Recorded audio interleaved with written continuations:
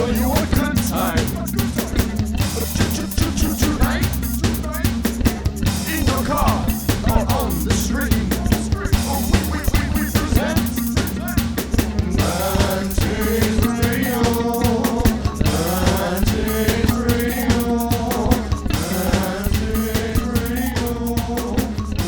Untitled with Sharky, Blue, and Rock.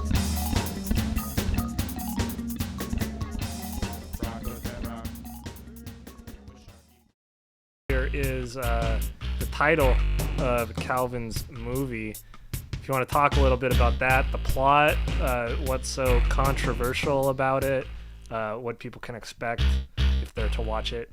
I mean, it's probably too stupid to be controversial. Yeah. But like I said, it's being released by Wild Eye Releasing. Shout out to them for actually picking up our horrible film. It's a nice little story about some Christian missionaries who have a bit of a psychological breakdown and decide that it's probably easier to just kill those that they can't convert instead of spending all this time trying to convert all these bad people. That's really the gist of it. Why are you so hard on your own film? Why am I so hard on my?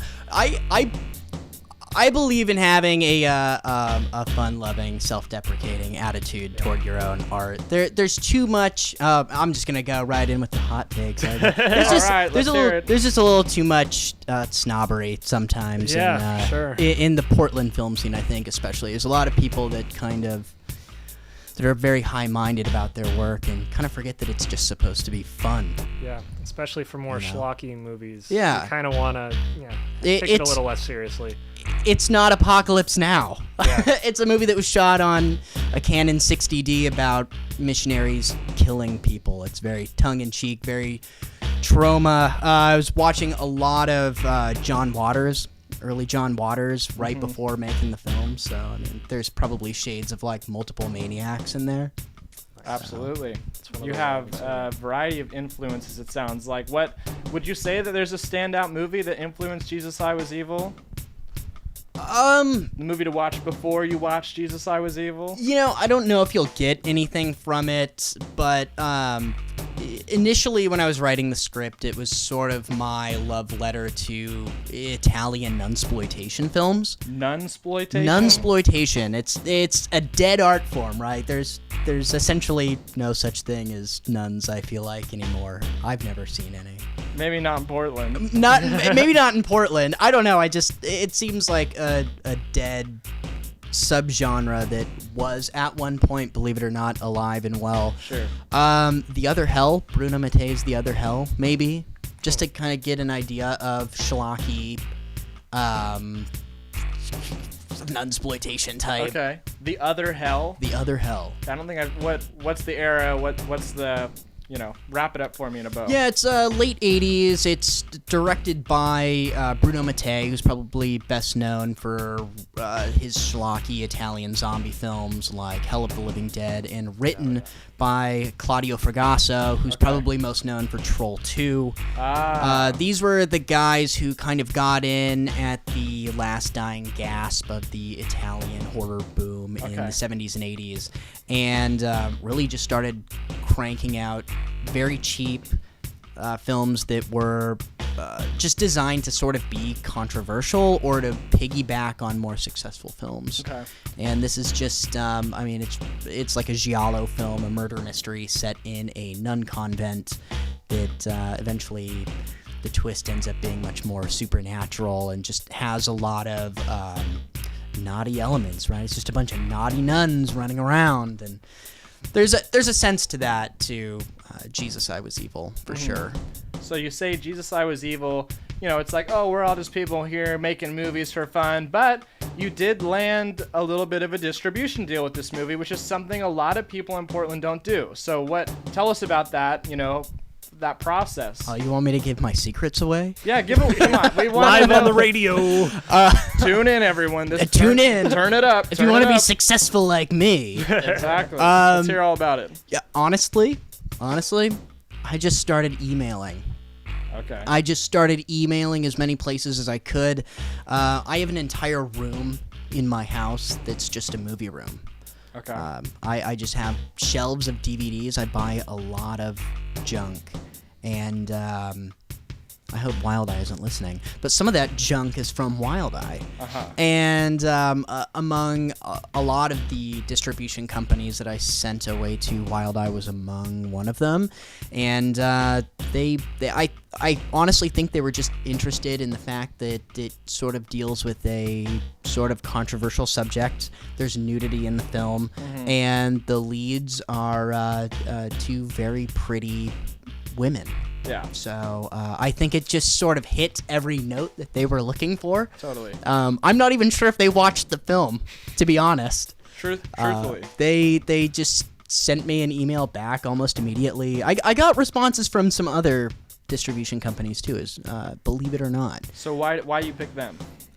Because I had more Wild Eye DVDs in my collection. Sure. Bigger fan. Yeah, honestly. Yeah. And they initially were gonna print a bunch of DVDs, and a lot of other companies said, well, we're gonna test it on the VOD market before we print DVDs.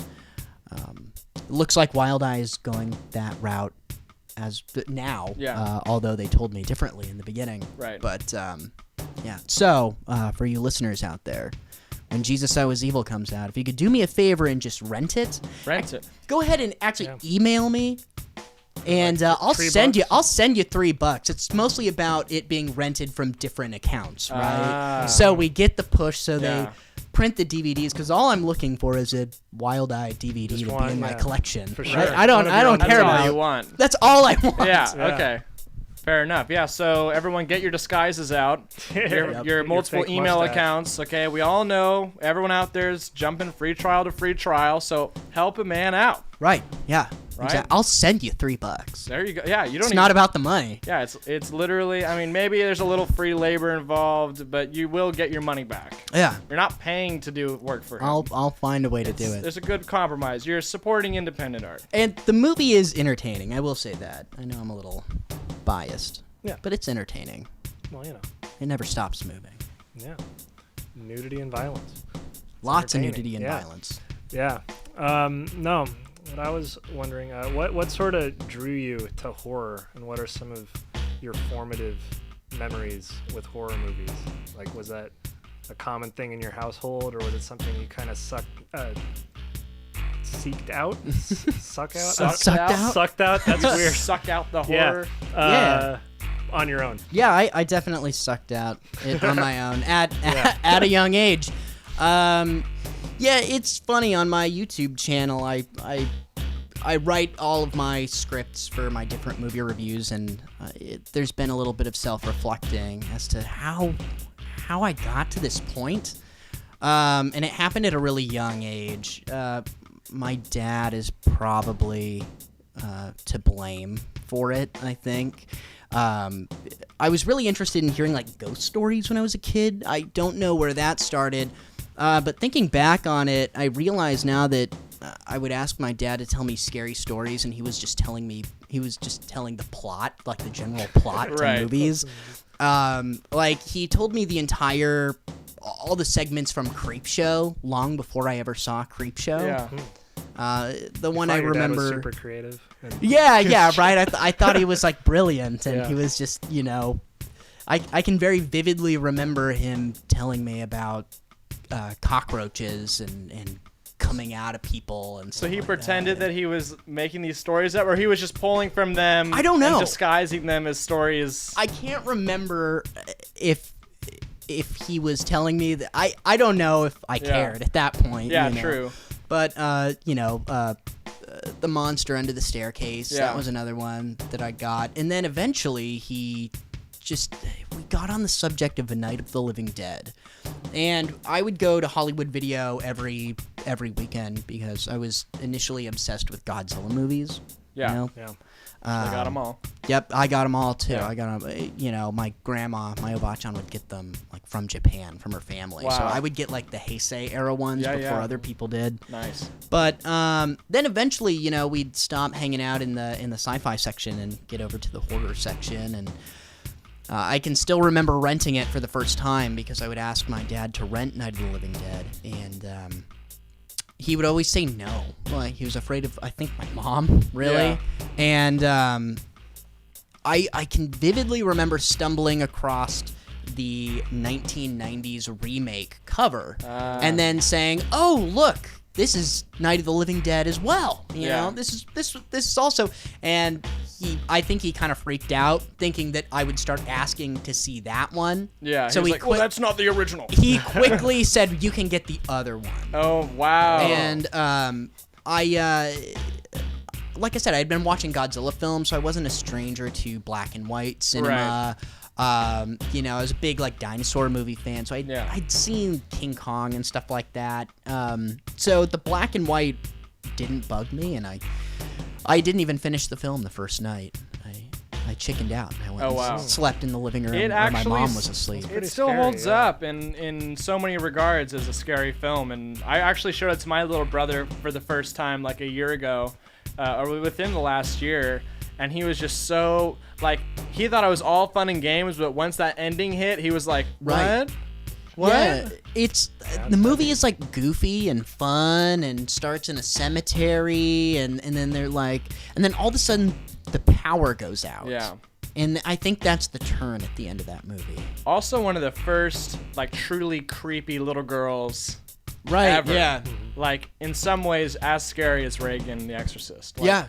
Truly, like when the mom is like down in the basement and that way that The she's scream, lit. yeah, and the Oh, scream that she has brutal. is really high pitched. Yeah. It did something to it. Yeah. They did something that I wish as a child they hadn't done, but now I appreciate it. Right. Yeah. Absolutely. And speaking of classic horror films, a new rendition of a classic, Friday the 13th Vengeance, just shot in the PNW, Right, yeah. and you were a part of this. Yeah, I'm in that. Share your yeah. experience of the new Friday the 13th.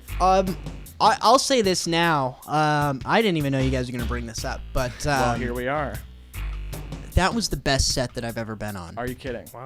I had Washington, so yeah? much fun. I had so much fun on that set. Yeah.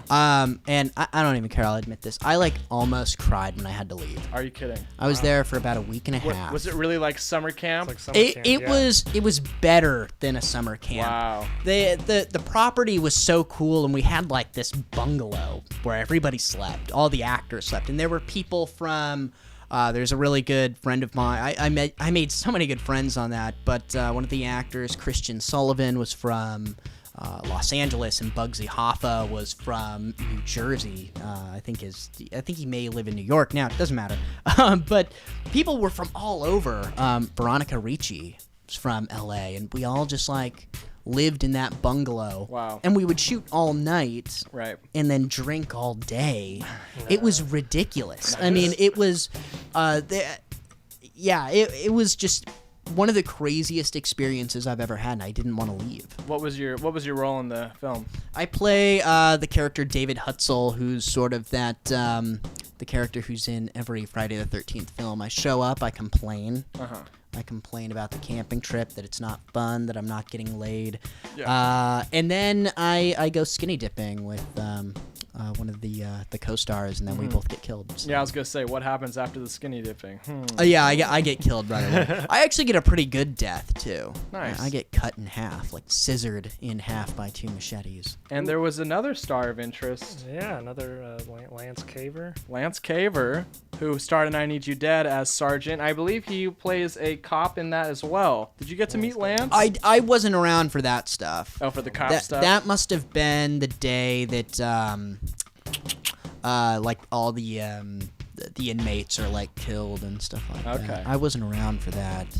Like I said, I was just one of the campers. All of my stuff was with a lot of other people my age, and just a lot of nudity and smoking weed. No cops. Yeah, how would you say working on someone else's set as opposed to your own? Because you do a lot of your own writer, director, actor You also act in other people's stuff. So, what would you say you prefer? Yeah, that's a tough question. Acting is definitely my first love. I'll say that. I started out in theater and immediately had some, I guess, using air quotes, success when I was really young, like at 15, 16, in the Portland film community. And eventually I went to the Northwest Film Center and decided to make some of my own stuff, figure out how to do it, because there wasn't enough horror films being shot. That was really the reason that I did it. It's a good reason. I love acting, though. I wish there were more indie features going around. Yeah. You know, there are a lot of shorts. Actually happening. Right. There are a lot of short films, and short films are great. I like working on them. They're easy to commit to.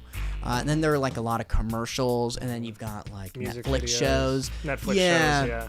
I wish there were more like $30,000, $40,000 indie films. Like I said, I'm not looking for money, really. Yeah. You know, I just want something that's fun to like sink your teeth into. Yeah, and there's a community, there's a family that gets involved. These people you see every day working on this Right. project, not just a weekend of like, well, maybe I'll see them again. Right. Well, You know? Vengeance is case in point. Like I Exactly. said, you know, I think I was depressed. I know I was depressed that first week being home from that Oh, set. wow.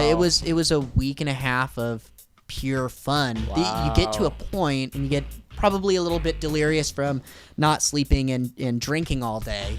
But you kind of wonder if like that's real life. Yeah. Yeah. If it could stay that way. I'm curious, Sharky Blue, who worked on I Need You Dead almost every single day. Mm-hmm.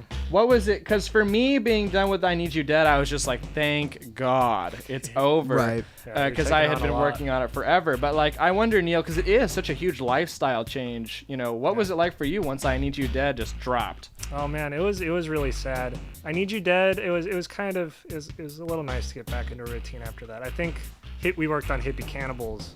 Pretty as soon well, after. Pretty soon after, and I think that was when it really hit. Yeah, because you're hanging out with the same group of people Yeah. every day, and it's like, I don't know. It seems like community involvement is kind of down these days. I think a lot of people are depressed, and you know they're not Dark cloud. Yeah, Right. not involved with their village anymore. And it's I think indie film is one of the best ways to do that, because everyone, you know, everybody has something they can do. Nobody feels worthless. Right. Everybody's like, you know, if the chemistry's right on set, like you make some new friends, and you just have a good time.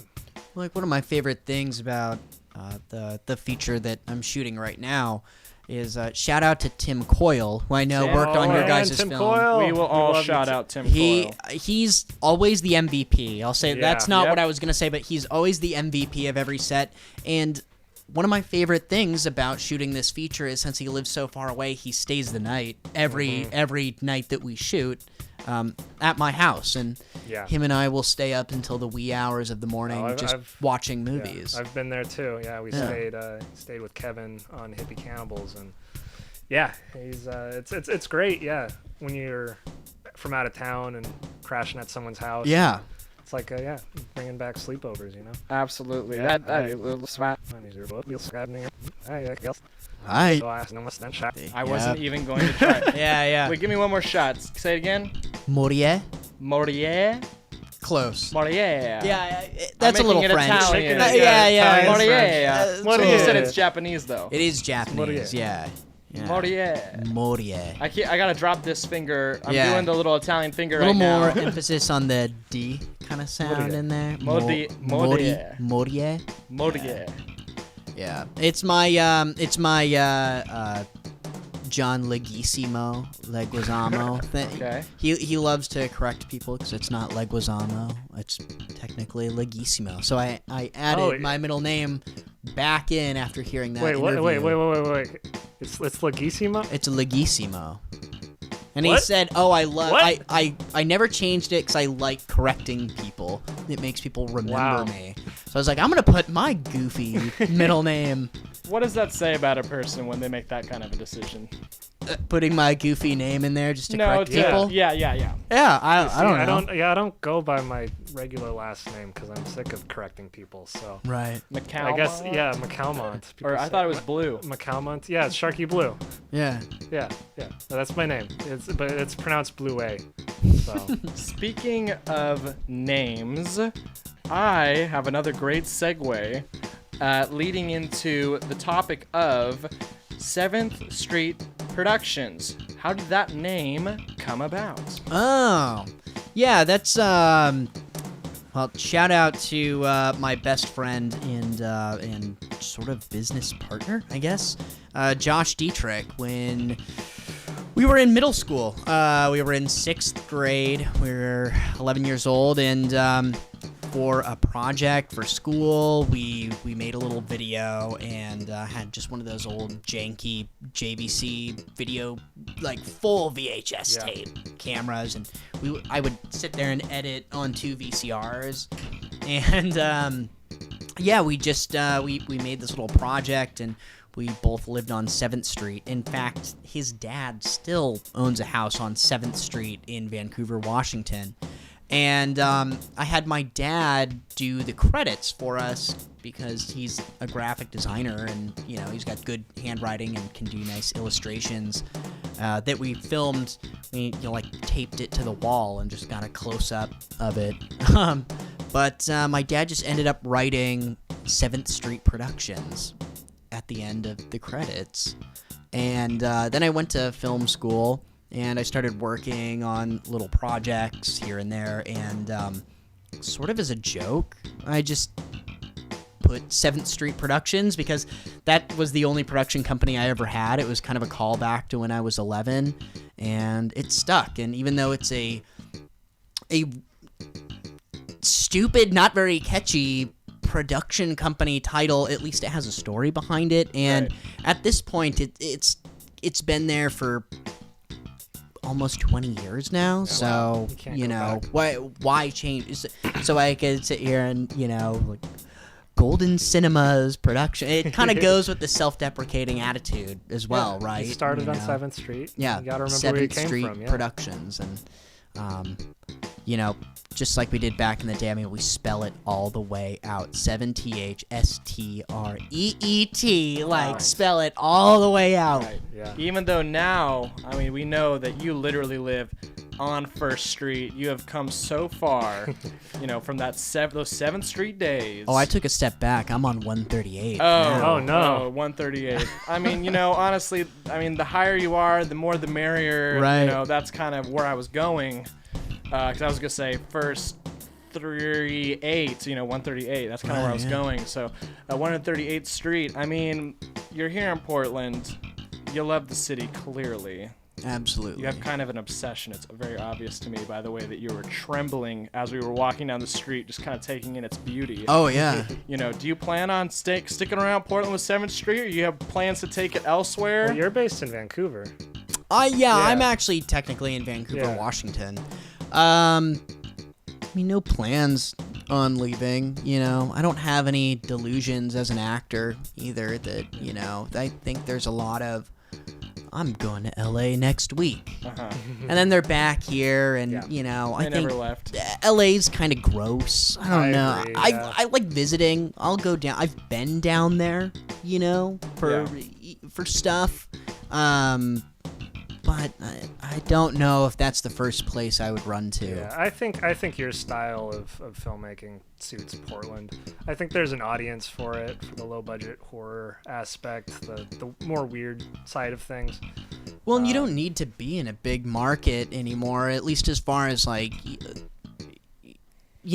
getting your film out there. Wild Eye Releasing is all the way in New Jersey. It's not like the old days where I gotta throw the film print in the back of the car and drive it to the local film market. I mean, you just put it on Film Freeway and pay a couple of bucks or whatever. Email. Right, yeah. Yeah.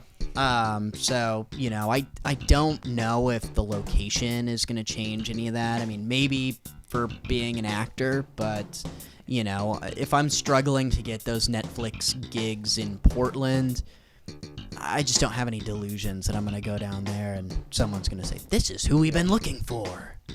Yeah, it could happen, but It could happen. It could also happen. You're a very here. self-deprecative person. I am. I try to keep expectations of me low, and then people are shocked when they see me later. You know what I mean? Yeah. I auditioned for I Need You Dead. I don't know. Yes. Yeah. Yes. Yeah. Calvin. And I like bringing that up bring in the every drama. single time. Okay, here we go. You know. Wait a minute. Hold on. Keep talking. What? Do you got like a sound effect or something? Yeah, just keep talking. Oh boy. Keep So- talking. All right, so let's talk about this. And I, then, no. I just I like to play myself down and then shock people once you put me in the game, right? Yeah. So you would have known that. Okay. You would have Alright. known that I have a self-deprecating attitude. but Right. then- Well, then that's I the bring character. That's the character. Oh, Neil's on with the soundboard. All that work just to get the air horn. Okay. Continue. Okay, remind me, just because the whole thing was a huge dream, nightmare, vision. Who was it that you auditioned for again? I couldn't make it in for in-person auditions. I was Oh. working on another project at the Okay. time. Another indie feature that was actually shot here. Yeah. But Do you remember who you auditioned for? it was like the cop. Pete. Yeah, Pete. Yeah, Ah. like the rookie cop. Okay. Yeah. Yeah, and I ended up sending in a tape.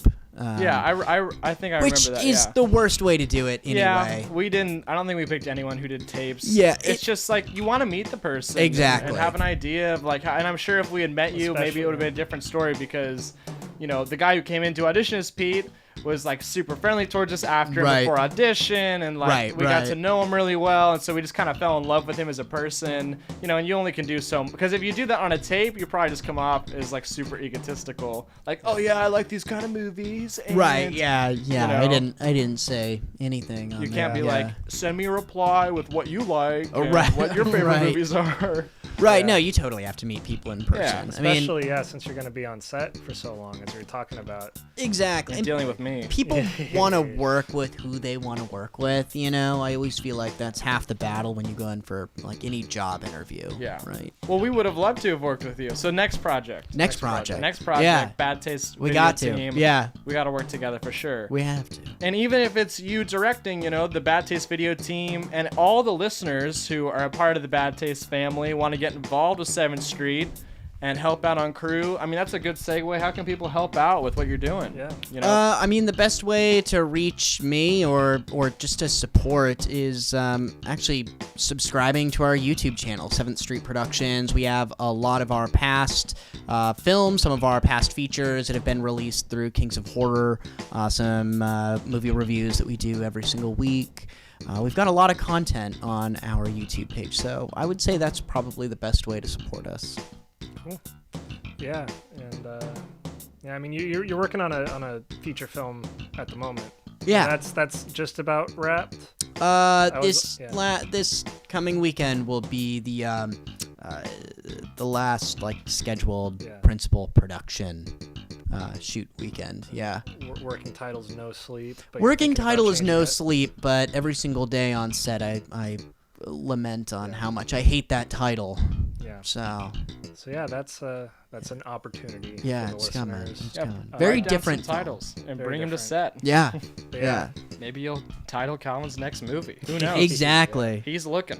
I am looking. It's very, very laid back, just all at your house for the most part. Yeah. Yeah. I had control of that space. Yeah. Made it Yeah. easy to shoot there. Yeah, definitely. Yeah, I mean, I guess just any parting words to the listener before you bring up some tunes of your own. Yeah, well, I hope you enjoyed some of my picks for listening. But like I said, please subscribe to us on YouTube at 7th Street Productions. Follow us on Facebook and on Instagram. You can find some of our past feature films, If These Walls Could Talk and Three Flies in a Widow's Web, which was released by the Kings of Horror. That's actually currently free on YouTube, courtesy of Kings of Horror. And yes, once again, support Jesus, I Was Evil. It's coming out on the 28th. 28th. Wonderful. Rent it, buy it, give it to your kids. Give it to your kids. It'll make a great anniversary present. Yeah. Support 7th Street Productions. Calvin, thanks for coming on the show. Yeah. Thank thanks you. A lot. We're going to dive into some of your personal picks, but before we do that, we are shouting out Waddy Beats. Watson, Kendall, we got a Judas Priest song by the name of Sinner just for you. Let's play it, and then you're going to hear some Calvin picks. Here we go.